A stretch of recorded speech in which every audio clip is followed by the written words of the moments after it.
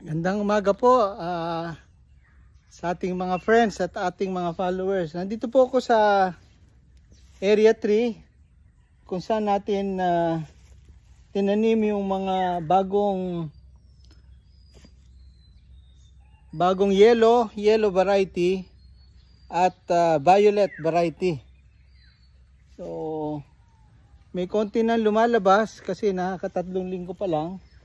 Pero I'm sure October,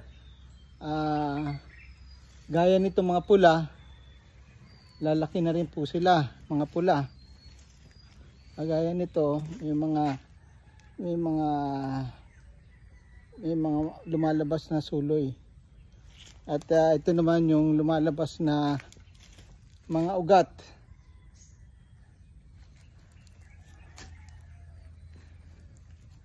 So ito po yung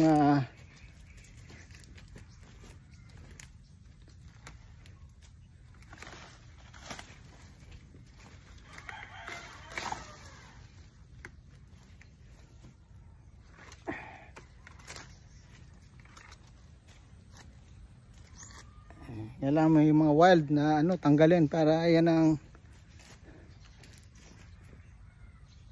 So yan po yung ating mga red variety plus violet and yellow na bagong tanim namin dito po sa Area 3.